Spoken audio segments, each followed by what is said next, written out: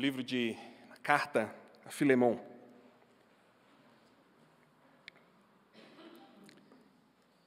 Filemon tem apenas um capítulo, nós vamos estudar esse livrinho hoje, essa carta. Antes de começar, eu quero orar. Senhor Deus, a nossa confiança é no Senhor e não em nós, não em mim.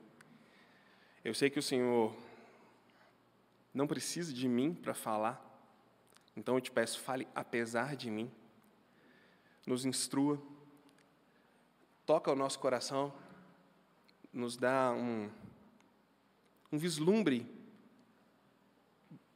daquilo que o Senhor espera dos teus filhos, nos dá arrependimento, contrição, quebrantamento. Cuida da tua igreja, como o Senhor sempre faz. Nós cremos nisso, confiamos no teu cuidado para a tua igreja, o Supremo Pastor. Também te peço que o Senhor nos dê concentração, leveza de mente, que o nosso inimigo, o diabo, não é convidado aqui, que ele fique fora e que tenhamos paz para ouvir tua palavra e pensar sobre ela.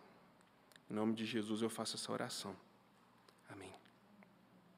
Olha só, normalmente, como você resolve seus conflitos? Qual que é a tendência sua para resolver seus conflitos?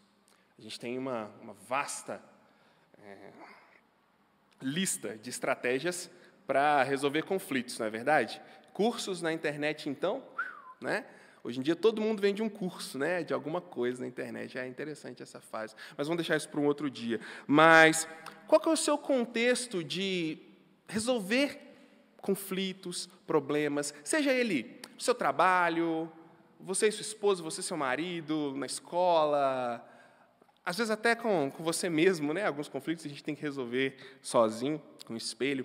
Mas, dentre as muitas opções que a gente tem, eu queria pontuar algumas aqui.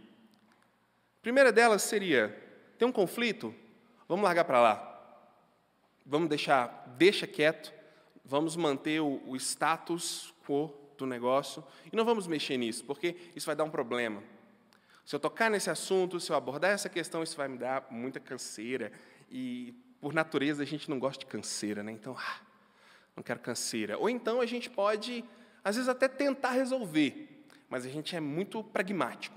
Eu quero resolver, mas eu não quero me envolver muito. É só resolver logo aqui, 2 mais 2 são 4, objetivamente, coloca as cartas na mesa, a solução é essa, sem muito coração, sabe? A gente faz isso normalmente quando é um conflito dos outros, né? Quando é nosso, a gente põe mais o coração, mas quando nós somos intermediadores de algum outro conflito, normalmente a gente vê as coisas tão fáceis de serem resolvidas, né?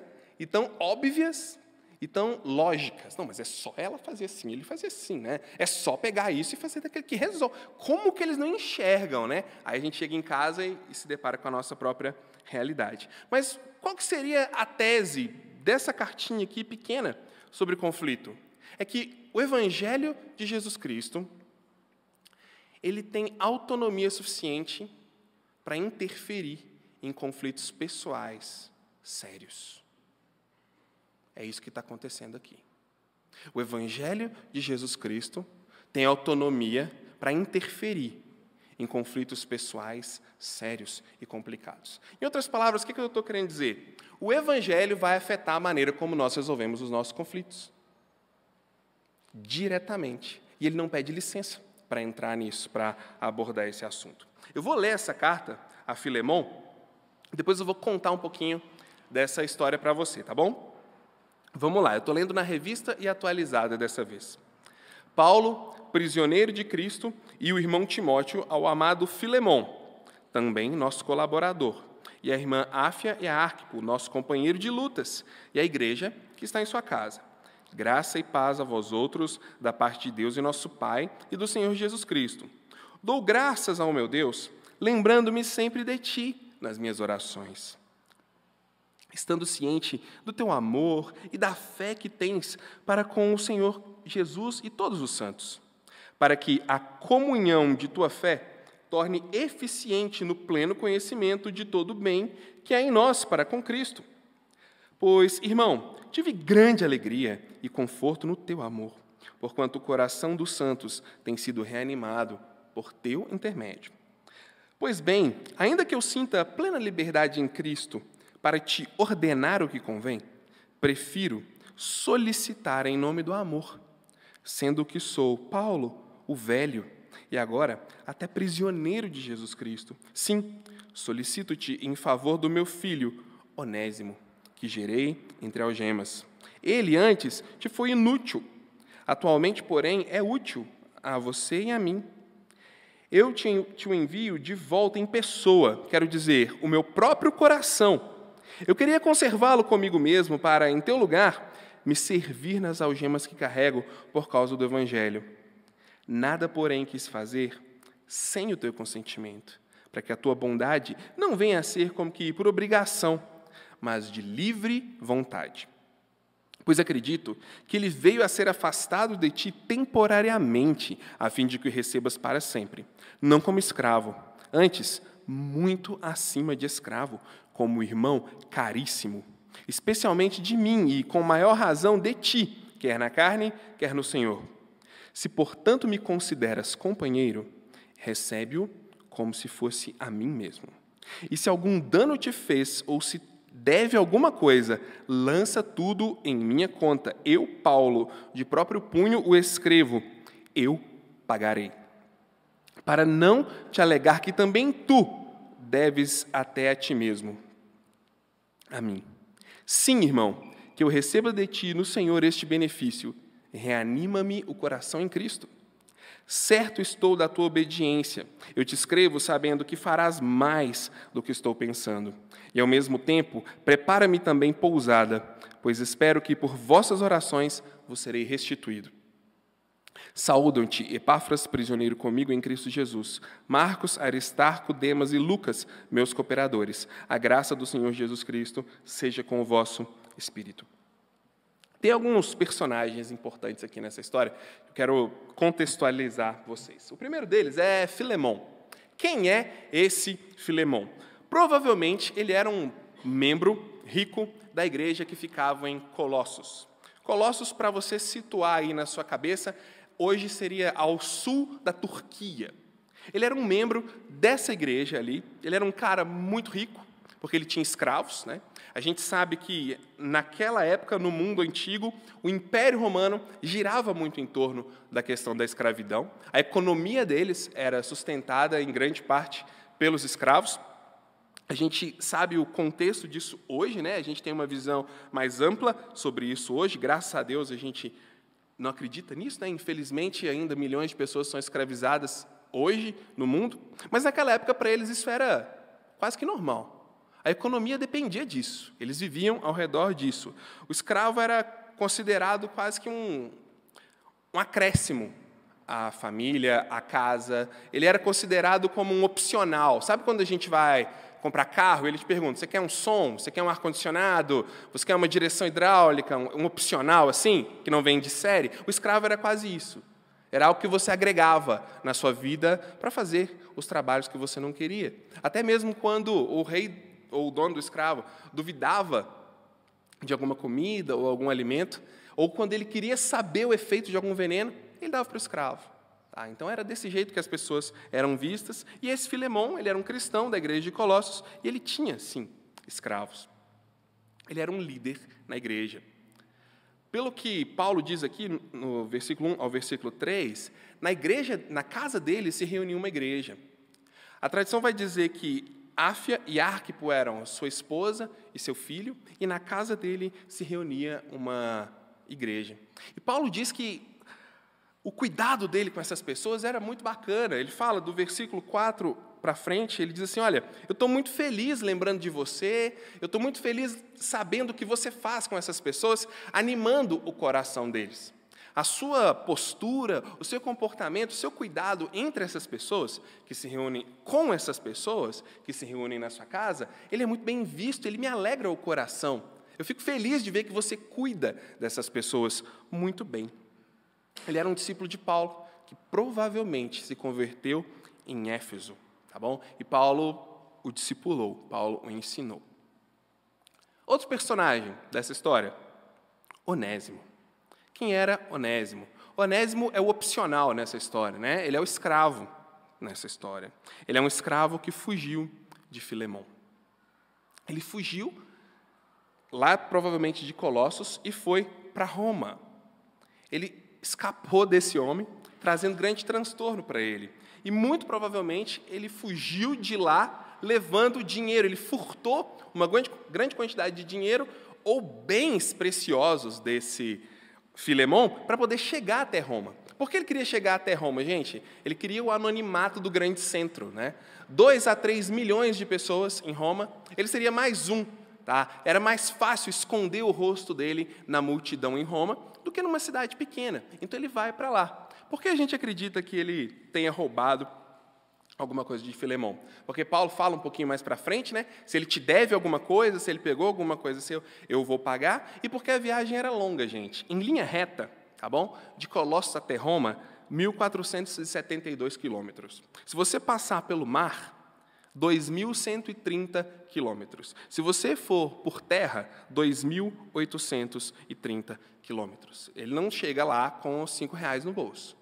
Tá? Ele precisava de dinheiro. Então, por isso, a gente acredita que ele roubou uma quantia de dinheiro desse dono dele. Só que lá em Roma, local onde Paulo está preso, aqui o contexto disso vem do livro de Atos. Logo no finalzinho do livro de Atos, Paulo é preso, e a gente não tem muito ali a continuidade daquilo, mas é no contexto dessa prisão de Paulo em Roma, tá? É como se fosse uma continuação ali do que está sendo falado em Atos. Ele topa com Paulo, lá em Roma. Como, eu não faço ideia, ninguém fala, mas ele encontra com Paulo. E quando ele encontra com Paulo, Paulo prega para ele.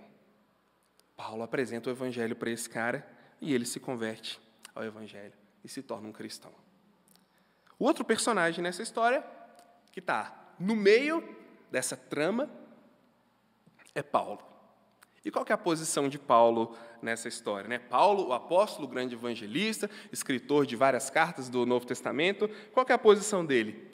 Ele é o discipulador dos dois. Ele é o cara que pregou o evangelho para os dois, está no meio da situação, tentando ajudar os dois a experimentarem o melhor do evangelho nas suas vidas, na situação em que eles se encontram. Então, olha essa trama. Tem um senhor de escravos transpirando ameaças contra o seu escravo fujão Onésimo, querendo ele de volta, porque era caro, querendo ele de volta, porque era útil. Temos esse escravo que fugiu, morrendo de medo de ser capturado, morrendo de medo de ser levado de volta para aquela condição de ser escravo, fugido, escondido, morrendo de medo de ser capturado por outra pessoa, e continuar sendo escravo. E aí, tem Paulo no meio disso tudo, que percebe a situação dos dois, leva o evangelho para esses dois, e agora vai ajudá-los a experimentar o evangelho no contexto deles, naquilo que eles estão vivendo. Então, o que significa para cada um nessa história ser impactado pelo evangelho? Essa é a pergunta que a gente tem que responder. Se Paulo está no meio, tentando apaziguar a situação com o evangelho, né? Lembra do que a gente falou dos pacificadores lá em Mateus, algumas semanas atrás? Que o verdadeiro pacificador é aquele que traz o evangelho para a situação? Olha Paulo fazendo isso aqui. Ele vai trazer o evangelho para a situação de cada um deles. E nós vamos ver o que o evangelho provoca em cada uma dessas pessoas aqui. Vamos olhar primeiro na vida de Onésimo. Que diferença o evangelho de Jesus ia fazer na vida dele, como escravo fugido, como alguém foragido? Primeira coisa, para Onésimo, o evangelho o ajudaria a fazer o caminho de volta. O evangelho o ajudaria a se entregar e a lidar com as suas ações do passado de uma maneira honesta. E que ações eram essas? Olha, ele podia ser preso, ele podia ser morto, ele podia ser castigado, ele podia ser vendido para uma pessoa muito ruim, ele podia ser colocado num serviço assim terrível, mas ele precisava lidar com essa realidade. Ele precisava encarar os fatos. Semelhante a Zaqueu. Vocês lembram de Zaqueu? O ladrão lá, que Jesus foi na casa dele, lá em Mateus. Depois que Zaqueu converte, ele fala assim, olha, eu roubei de muita gente, fiz o mal, mas eu vou devolver. Eu vou fazer o caminho de volta. É isso que o Evangelho ia provocar na vida desse escravo. Olha, eu roubei o meu senhor, eu fugi. Sabe-se lá Deus o que ele fez para fugir? Tá? Vamos presumir que não era simples fugir. Sabe-se lá, se ele tivesse matado alguém, e se ele tivesse traído, enganado, ou se ele tivesse deixado outras pessoas com a responsabilidade por aquela fuga, e pessoas foram punidas, maltratadas porque ele fugiu, nós não sabemos, mas a gente está falando de uma fuga. Ele teria que fazer o caminho de volta, encarar a realidade.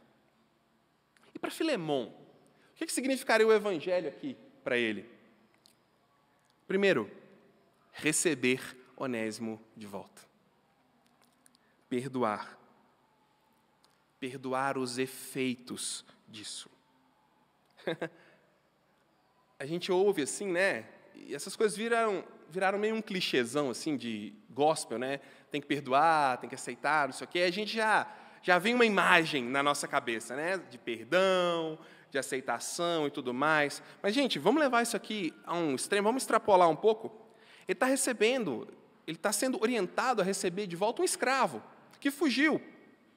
Sabe-se lá quais danos ele causou, direta e indiretamente, para Filemon. Vai saber se os outros escravos também não criaram coragem e começaram a fugir.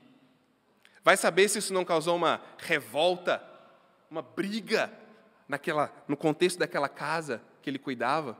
Sabe-se lá se o dinheiro que ele roubou de Filemon fez diferença para outros projetos e coisas importantes que ele precisava lidar. Fato é, para Filemon, primeira coisa, ele precisava receber esse cara de volta e encarar os fatos. Ele precisava também repensar a questão da estratificação social. Paulo leva ele a pensar isso. Lá no versículo 15 e versículo 16, ele fala assim, pois eu acredito que ele veio a ser afastado de você temporariamente, para que agora você o receba para sempre, não como escravo. Isso aqui é um discurso inédito. Isso é algo que o cristianismo inaugura. Tá? Porque isso não contam para a gente na escola, mas com a chegada do cristianismo e com a propagação do cristianismo, a escravidão foi, sim, questionada e até mesmo diminuída. O que não contam para a gente é que no século XV e XVI, ali por volta daquela questão do humanismo, é que a escravidão voltou a bombar. Tá bom? Pergunta o seu professor depois, pergunta a Cláudia depois ali, troca uma ideia com ela. Mas eles não contam para a gente na escola. Mas o cristianismo questionou essa questão da escravidão. Ele colocou isso em xeque. Olha, recebe ele, mas não como um escravo, tá? Não recebe ele do jeito que você receberia um escravo fujão, não. Recebe ele como se você estivesse recebendo a mim, Paulo. Recebe ele como se fosse eu, como um irmão caríssimo. Quer na carne, quer no Senhor. Isso é muito legal. Porque ele fala, não recebe ele como escravo, tá bom? Recebe ele como um irmão. Isso é praticamente uma carta de alforria que ele está dando, sem causar muito alarde, tá bom? Porque apesar de ele estar introduzindo essa ideia aqui, ele estava preso e ele não queria mais problemas para ele. Ele ia encontrar com o imperador, logo, a esperança dele era essa, né? Estava esperando ali para encontrar com o imperador. Então, se ele escreve, olha, solte os escravos, vamos mudar esse negócio, ele ia ser mais perseguido ainda. Mas ele coloca essa ideia aqui. Olha, recebe ele como irmão, tá bom? Na carne e no Senhor. Ele é igual a você como ser humano. Não tem diferença nenhuma sua e dele. Vocês são iguais na carne. Não tem diferença nenhuma. Vocês são iguais. Porque são seres humanos e porque vocês agora são filhos de Deus e creem no Evangelho. Então, muito mais agora vocês são iguais. Como Paulo vai dizer, né? Não tem judeu, não tem grego, não tem diferença alguma. Para o Senhor somos todos iguais, não há distinção. E ele fala, recebe ele e torne-o livre. Pensa Filemon, recebendo isso. Pensa Filemão recebendo essa carta. Ele recebe uma carta, Paulo diz, olha, estou muito feliz com você, estou muito animado de ver o que você está fazendo na sua casa, você, sua esposa, seu filho. Nossa, essa igreja que vocês estão recepcionando aí, que legal. Eu estou vendo que você está agregando a eles, cuidando do coração deles. Mas eu quero te falar uma coisa, como um velho preso que eu sou, tá bom? No fim da minha vida, um velho preso, como um pai, eu vou te pedir alguma coisa. Eu não vou te mandar, eu vou te pedir como um amigo que você receba Onésimo. Mas que você receba ele diferente, que você receba ele como você me receberia. Você imaginou Filemão recebendo essa carta? Agora tem um detalhe que a gente às vezes não pensa. Ele recebeu essa carta da mão de Onésimo.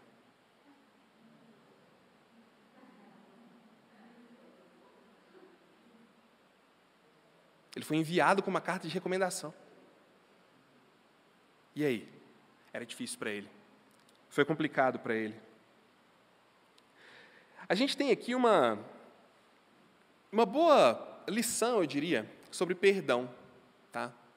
Porque Paulo diz para ele assim, recebe ele como se você me recebesse, não trata ele mais como um escravo, trata ele como um irmão, na carne, como ser humano, que todos são iguais, e em Cristo, recebe ele bem, perdoa o que ele te fez. Sabe aquela pergunta que a gente se faz muito, e eu já ouvi muito essa pergunta, o que é perdoar? Ah, não, olha, eu perdoo, mas eu não esqueço, tá? Essa é clássica, né? Olha, eu perdoo, mas nem pintado de ouro eu quero ver mais. Eu perdoo, mas assim, acabou. O que seria esse perdoar? Eu acho legal que ele mostra o que é esse perdoar aqui. Recebe ele de volta. E daqui para frente, não o trate baseado no que ele era, mas no que ele é agora. Isso é um exemplo de perdão. Não trata ele baseado no que ele fez, em quem ele era, em como ele vivia. Trate ele a partir do que ele é agora. Isso é o perdão de Deus. Atos 17:30. Porque Deus não levou em conta os tempos da ignorância, mas antes notifica todo mundo, em toda parte, que se arrependam.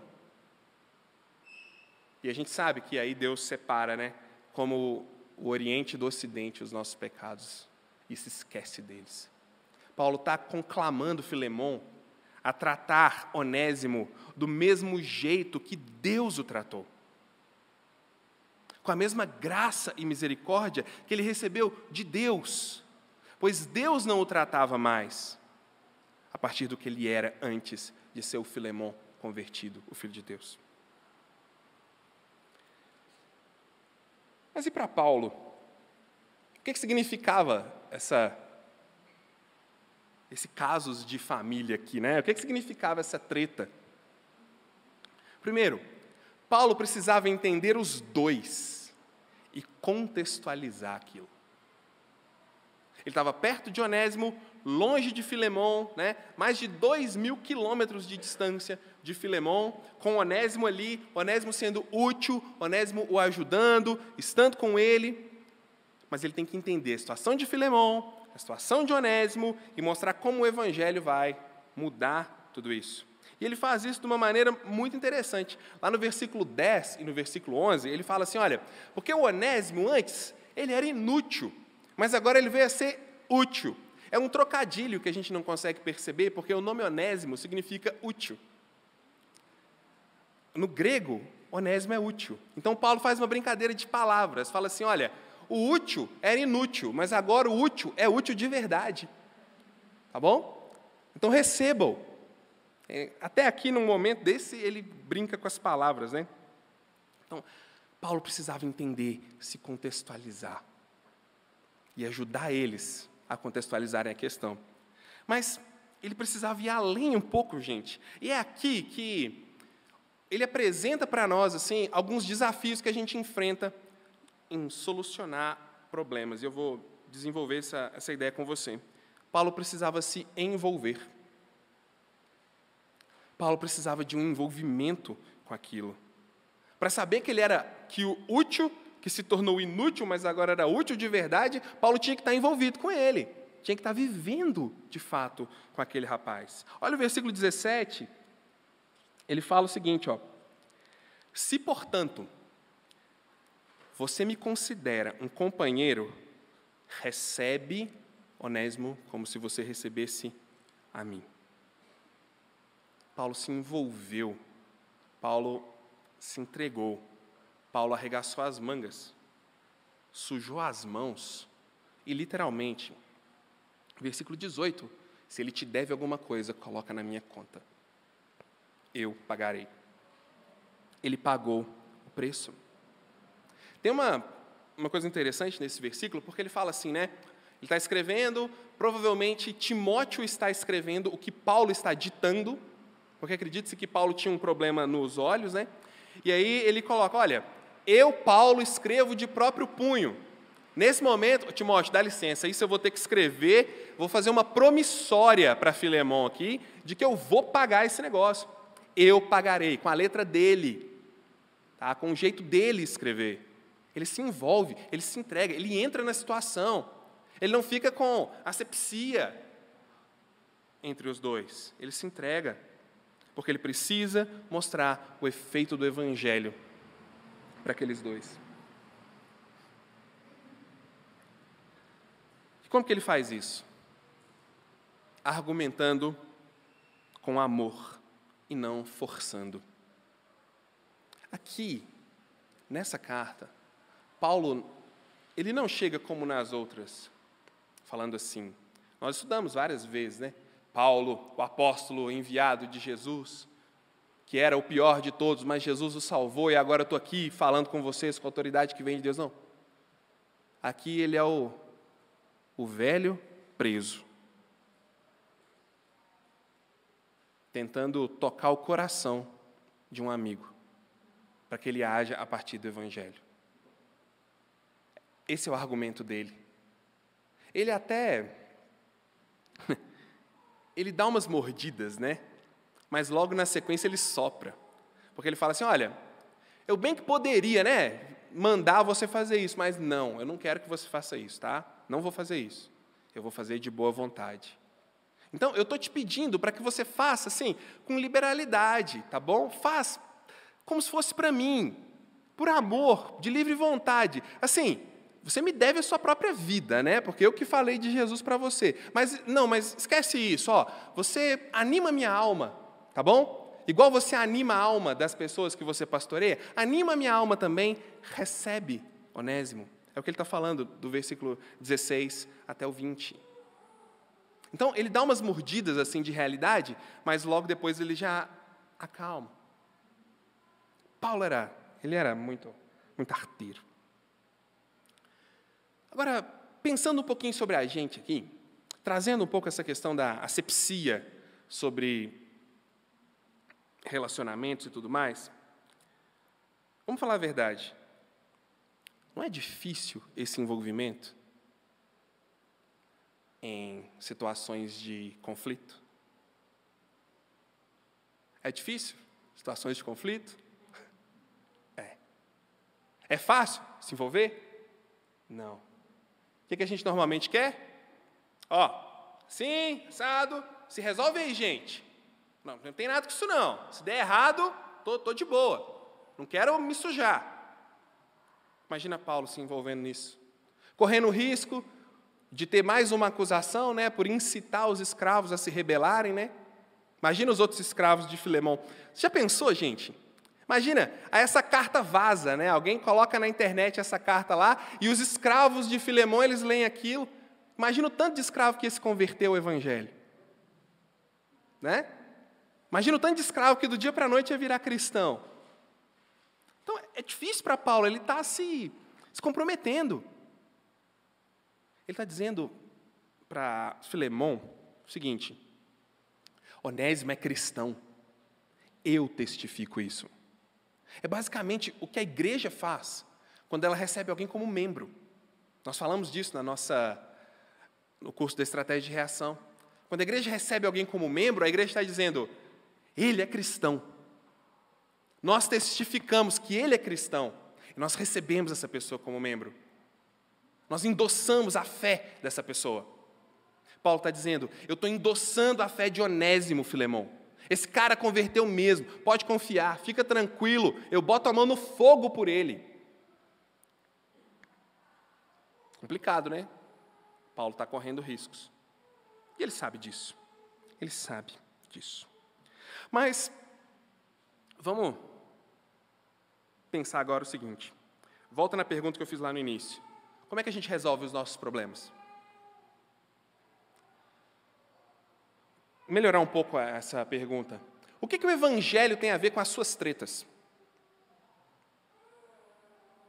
Essa é a pergunta. O que o Evangelho tem a ver com os nossos conflitos? O que essa carta simples aqui de um velho preso incitando um cristão ao amor e outro cristão ao arrependimento? O que isso tem a ver comigo e com você nos conflitos? Via de regra, fora toda a parafernália de autoajuda que a gente vai ouvir para resolver conflitos, fora isso, nós vamos ter três situações, eu diria chave ou principais, para a solução de um conflito, tá? Com o Evangelho. Que seria, primeiro, olhando para Onésimo, arrependimento. Olhando para Filemão, perdão. Olhando para Paulo, envolvimento mediador. Isso é muito legal para a gente pensar nas nossas situações. Vamos pensar primeiro no arrependimento? Filemão tinha que voltar. Ele tinha que ter fé de que entre o momento que ele passa no portão da casa de Filemão e até o momento que Filemão lê a carta, que não aconteça nada ruim com ele. Tá? Ele tinha que ter fé, confiança. Ele tinha que estar arrependido o suficiente. Só alguém arrependido faz isso. Só alguém arrependido dá um passo, vai além. E, gente, cá entre nós. Eu tinha um professor do seminário que falou muita coisa não interessante, mas uma coisa interessante que ele falou, eu não esqueci, não. Foi o seguinte, numa situação de conflito, aquele que está mais impactado pelo Evangelho toma a iniciativa. Isso é bem interessante. O que está mais impactado pelo Evangelho toma a iniciativa. Por quê? Se Jesus, que não tinha nada a ver com essa história de meu pecado, tomou a iniciativa para me perdoar, peraí, eu não posso cozinhar essa questão, eu preciso fazer algo, porque ele já fez tudo antes. O que é um passo de arrependimento comparado com alguém que não tinha nada do que se arrepender, mas se entregou? E, assim, olha aqui, eu e você aqui agora, só nós dois, você sabe que a maioria dos conflitos, ou uma grande maioria de conflitos que você tem e que eu tenho, a gente não resolve porque a gente fica duro e não quer se arrepender. Porque a gente não quer fazer o caminho de volta. Sabe aquela velha história do eu não sei o caminho, mas eu não vou pedir informação? Eu estou perdido? Aí a sua esposa, né, fala, isso acontece muito com os maridos, né? Porque as mulheres são mais sábias, inteligentes, elas pediram informação. A gente é ignorante. A gente se perde, a esposa fala, você está perdido. Não sei onde eu estou indo. Com o preço que está a gasolina, é melhor a gente começar a ouvir as esposas. Tá? Mas essa dureza de reconhecer, é mesmo. Estou errado. Fui eu. Me perdoa. Eu sinto muito, eu fiz mesmo. Quanta coisa a gente podia ter resolvido? Olha para trás um pouco. Quanta coisa na sua vida poderia ter sido diferente se antes daquela palavra que você disse tivesse saído eu sinto muito. Eu tenho certeza que muita coisa seria diferente. E não é revelação, não, é porque eu sou igual a você. perdão. Filemon tinha que receber esse cara e mudar a visão sobre ele. Não era só receber. Gente, não era, Filemon, você voltou, Paulo te mandou de volta, né? Ele entendeu a responsabilidade dele, te orientou a voltar, então agora é o seguinte, pode ir lá, porque os porcos estão esperando, estou sem limpar o cocô deles há 2 anos, então o chiqueiro está te esperando. Vamos lá, agora você vai ser um escravo do pior tipo. Foi isso? Não. Ele foi convocado a pensar na razão que ele tinha para tratar esse cara diferente. Não mais como um escravo, mas como um irmão muito amado, caríssimo, a Revista Atualizada vai dizer. Como eu falei agora há pouco, ele está sendo encorajado a dar um pouquinho do que ele recebeu de Deus para Onésimo. Ele está sendo constrangido a lembrar do perdão que ele recebeu. Só nós dois de novo aqui, ó. Se naquela hora você está ferido, com o seu ego machucado, você sabe que você errou, ou que a outra pessoa errou, e você está angustiado e não quer perdoar, e aí a gente quer falar mal, a gente quer tratar com indiferença, a gente quer cumprimentar meio estranho. Se nessa hora a gente lembrasse, Deus me deu tanto. Será que eu posso dar um pouquinho do que eu já recebi? É a história do credor incompassivo. Lembra? Ele teve uma dívida pequena, uma dívida gigante, perdoada, mas depois não queria perdoar um outro cara. Se ele lembrasse da dívida dele que foi paga, se a gente lembrasse de Jesus pagando o preço por nós, na hora de dar um pouco de perdão, será que seria diferente aquela conversa com seu marido, com a sua esposa, com seu chefe, com seu irmão, com seu amigo? Será que se a gente colocasse uma pitada de perdão e uma pitada de arrependimento, será que as coisas seriam um pouco diferentes? Eu tenho certeza que sim.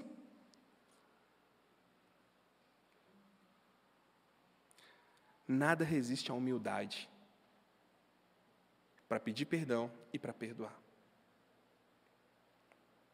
Mas também tem um envolvimento. Esse eu diria que é difícil demais, sabe? Porque quando você se envolve em certos conflitos, em certas situações, sempre respinga alguma coisa em você. Não é verdade? Sempre respinga.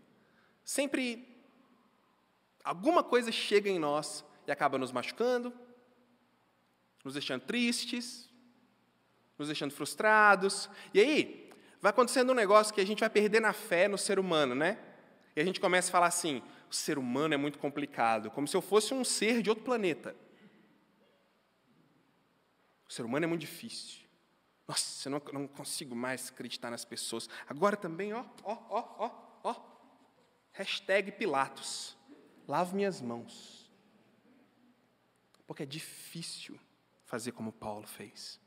É difícil pegar 2 pessoas em conflito, cada um com as suas certezas, cada um com as suas razões, cada um mais certo do que o outro, e contextualizar aquilo ali a partir do Evangelho. Isso é difícil, mas isso é necessário. 2 Coríntios, capítulo 5, versículo 18, abre sua Bíblia lá. 2 Coríntios, capítulo 5, 18. Diz assim: ora, tudo provém de Deus, que nos reconciliou com Ele mesmo por meio de Jesus e nos deu o ministério da reconciliação, a saber que Deus estava em Cristo reconciliando consigo o mundo, não imputando aos homens as suas transgressões, e nos confiou a palavra da reconciliação. Sabe o que Paulo está fazendo aqui entre Onésimo e Filemon? Paulo está imitando Jesus. Paulo está dizendo, eu quero ser a ponte entre vocês dois, para vocês experimentarem o Evangelho.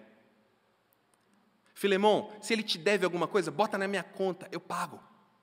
Recebe ele como se você me recebesse. É isso que Cristo fala com Deus. Deus, o pecado deles, coloca na minha conta, lá na cruz, e quando o Senhor for recebê-los, recebe como se fosse a mim, e não olha para o pecado deles. Não olha para esses fugitivos. Olha para mim pelo que eu fiz. Paulo está fazendo isso. Como seria maravilhoso se a gente assumisse esse papel, né? Se ao invés de, sabe, quando a gente está com outras pessoas, a gente fala assim, eu quero pedir uma oração pelo fulano e pelo ciclano, mas no fundo a gente quer contar o que ele está fazendo. Pedir uma oração pelo fulano aqui, que ele está muito assim, assim, assado. Não fez nada para ajudar. Não mexeu um dedo para pegar as mãozinhas dos dois lá e tentar unir. Mas quer orar, quer pedir oração, não sei o quê. Para com essa espiritualidade fake. Sabe por quê, gente? Espiritualidade de verdade, ela é no padrão de Jesus. E o padrão de Jesus é movimento. Em direção aonde está o problema. É de ação. É de substituição. Então eu falo para vocês, esse é o risco que nós temos ao ter uma atitude de exercer um ministério de reconciliação, de ajudar pessoas a resolverem as suas certezas. Mas não é um risco tão grande quando comparado ao sangue de Jesus pingando daquela cruz, né? Não é um risco tão grande quando comparado a Jesus dizendo, Deus meu, por que você me abandonou? Não é um risco tão grande, né? Quando comparado a Jesus curvando a sua cabeça, entregando o Espírito e entrando no túmulo. O máximo que vai acontecer com a gente é entrar para um quarto, chorar um pouquinho, comer um milkshake, ver um Netflix. Mas comparado ao túmulo, isso não é nada. A nossa dor vai passar rapidinho, a gente toca a vida. Mas Jesus morreu para que a gente experimentasse isso. A carta de Filemão traz essa mensagem para nós, sabe? Perdoem. Perdoe. Trata ele a partir do que ele é em Jesus, não do que ele é nele mesmo. Sabe por quê? Se a gente fosse tratar, se nós formos nos tratar a partir do que somos em nós mesmos, vai faltar arma, gente. Porque a gente é isso que a gente é. Você sabe o que você é, você sabe o que eu sou. Eu não sou muito assim, não. Tá bom, é só você lembrar dos seus pensamentos quando você está dirigindo em relação a outra pessoa que te dá uma fechada. Aquilo ali é a ponta do iceberg daquilo que a gente é. Mas quando a gente olha a partir do que Cristo fez, a misericórdia transborda, né? Porque eu lembro do que Ele fez por mim. E aí, daquilo que Ele fez por mim, eu dou um pouquinho. Daquilo que Ele fez por mim, eu vou lá e ajudo os outros a experimentarem também. Porque eu tenho o ministério da reconciliação. Então, se Filemão tem uma mensagem para nós, né? Essa história é muito legal, essa história dos dois, dos três. Mas se ele tem uma mensagem para nós você está precisando fazer um caminho de volta? Jesus já estabeleceu esse caminho e pavimentou ele para você. É a cruz. Você pode fazer o caminho de volta, experimentar arrependimento. Você está precisando receber? Está precisando receber alguém? Perdoar alguém? Jesus também já fez o caminho do perdão. É a cruz. Você está precisando ajudar alguém a conciliar suas certezas? Jesus é o caminho. A cruz pode unir esses dois. Essa é a mensagem de Filemão e esse é o desafio que Filemão traz para nós nesse domingo. Tá bom? Deus, obrigado pela Tua palavra, que, assim, vou ser sincero, Senhor, muitas vezes eu li Filemão e falei assim, por que Deus pôs isso aqui? Mas a minha ignorância, o Senhor teve misericórdia e nos ensina grandes coisas. Muito obrigado porque o Senhor colocou essa história aqui, de perdão, de reconciliação, de envolvimento, para nos desafiar em tempos tão difíceis, em tempos, Deus, em tempos em que a gente nem é mais quem a gente acha que é, e ainda espera do outro alguma coisa que a gente não sabe o quê. Senhor, quanto conflito. Nos ajuda a experimentar perdão, arrependimento e conciliação. Tem misericórdia de nós, é o que eu te peço em nome de Jesus. Amém.